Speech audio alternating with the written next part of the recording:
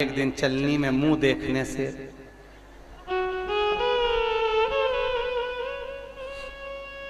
चार बार तो पति से बोल दिया, आज करवा चौथ है, मैं कुछ नहीं खाऊंगी,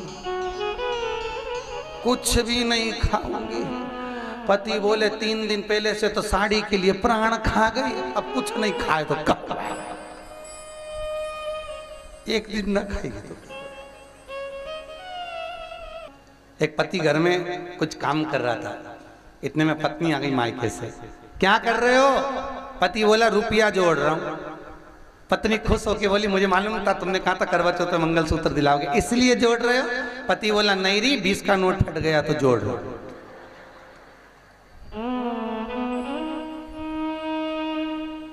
अब सोचे नाराज।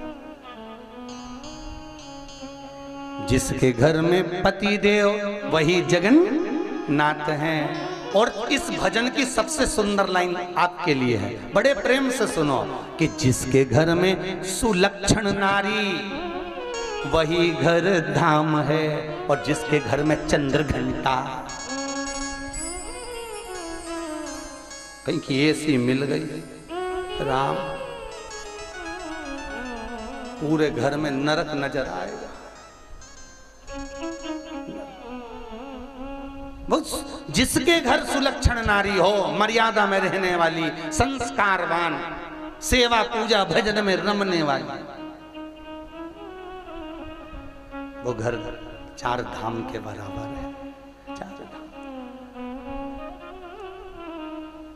वो सुख का। तो भगवान कपिल देव माता देवहूति से कह रहे, मां बुढ़ापे में भगवान घुटना इसलिए तोड़ता है कि तू कहीं मत जा। बुढ़ापे में कपिल देव से माता देवहूति कह रही है, नेत्रों से दिखना बंद हो जाता है बुढ़ापे में। भगवान कहते हैं मां बुढ़ापे में नेत्रों से इसलिए दिखना बंद हो जाता है कि संसार को खूब देख लिया, अब अपने भीतर झांक के देखो कि अपन ने अपनी जिंदगी कैसे निकाली। देवहूति माता कहती है बुढ़ापे में सुनना कम हो जाता है, सुनाई ही नहीं देता। कपिल देव जी कहते हैं अच्छा है सुनाई नहीं देता, बहुत सुन लिए, अब अपने दिल की सुनो, मन की। इतने में देवहूति माता बोली बुढ़ापे में हाथ, अरे बोलो तो धूजने लगते हैं। कपिल देव जी कहते हैं मां इससे बड़ा कोई खुशी की बात नहीं होगी। भगवान बुढ़ापे में हाथ इसलिए धुजाता है कि माला पकड़ के जब बैठेगी और हाथ धुजेगा तो एक मनके की जगह 6-7 टपक जाएंगे और 6-7 का पुण्य एक साथ मिल जाएगा। बुढ़ापा बुरा नहीं है, बुढ़ापे जैसा सुख भी नहीं। बचपन खेल में खोया, जवानी नींद भर सोया, बुढ़ापा देख कर रोया, सिराने मौत हंसती है।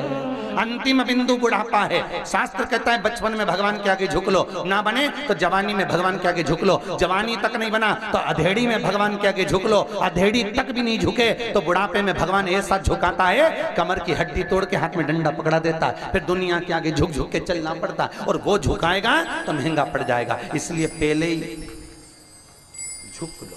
झुकने में कुछ नहीं जाता, कुछ भी नहीं।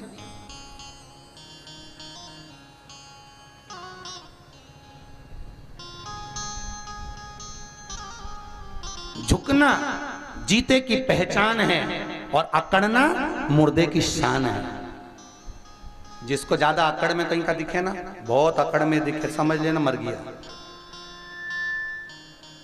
किसी को धन का अहंकार हो, किसी को सत्ता का अहंकार हो, किसी को सुंदरता का अहंकार हो, और जो बहुत अकड़े समझ लेना तो मुर्दा, ये जिंदा है ही नहीं। अहंकार में जो अकड़ रहा है वो मुर्दे के तुल्य हो, वो मुर्दे कैसे? झुक लो, नम्रता, प्रेम, वात्सल्य।